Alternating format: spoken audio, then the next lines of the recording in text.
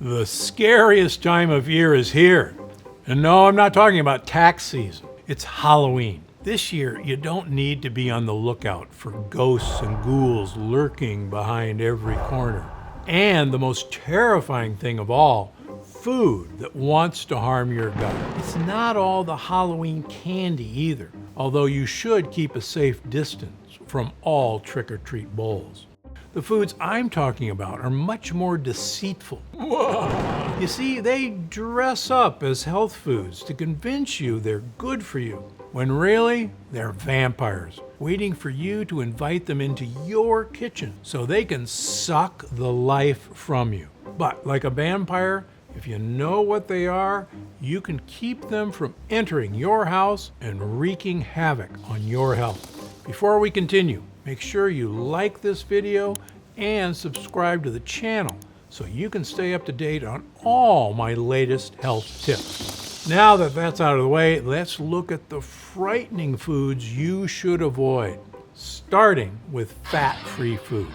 The truth is, fat isn't your enemy. Just because a food is high in fat doesn't mean it will make you fat. Your body needs healthy fat to help regulate hormones. And foods rich in healthy fats, like avocados, are loaded with vitamins, nutrients, and health-boosting polyphenols. Plus, fat makes food flavorful. So when fat gets removed from foods, companies add high amounts of unhealthy salt and sugar to make them taste good. It doesn't make sense when you think about it. How can something be labeled healthy when you take away an ingredient that could benefit your health and replace it with ones we know are bad for you?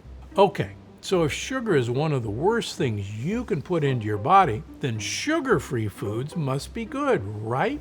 Wrong.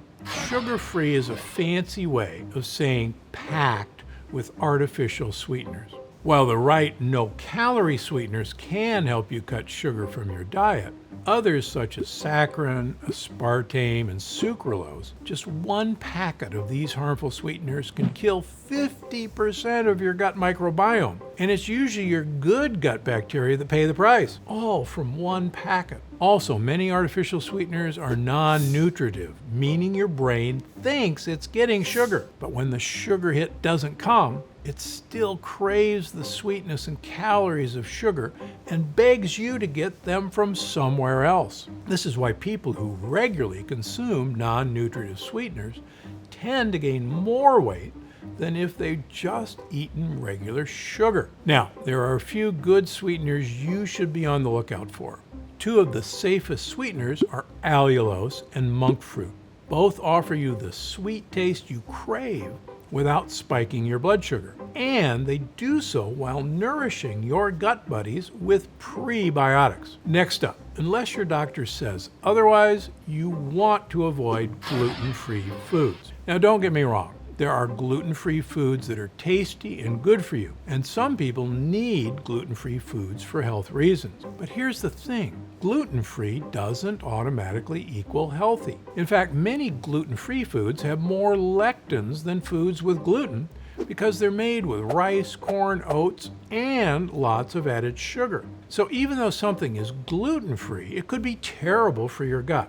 Now, I want to tell you about some of the sneakiest so-called health foods at the grocery store. They're often surrounded by fruits and vegetables to trick you into thinking they're healthy, but they're actually werewolves in sheep's clothing. I'm talking about bottled smoothies and green juices. You see, store-bought smoothies and green juice are jam-packed with added sugars to the point where you might as well be drinking soda. That's right, any health benefits these products claim they give you get completely wiped out thanks to all that sugar, which supports your bad gut bacteria and throws your gut out of whack. That's why it's always better to eat your greens so you can actually enjoy the gut-healthy fiber. Last up, we have organic foods.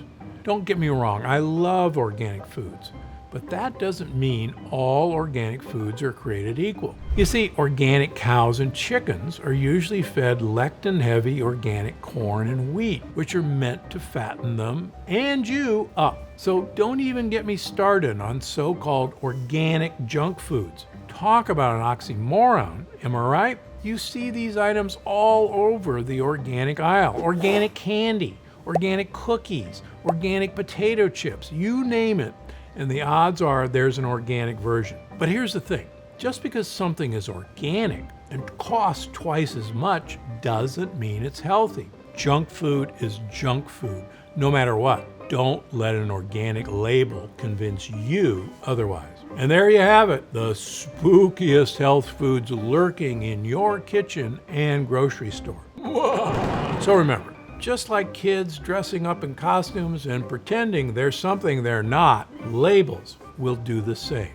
So make sure you check those ingredient lists, because underneath all the flashy marketing could be a monster waiting to prey on your gut.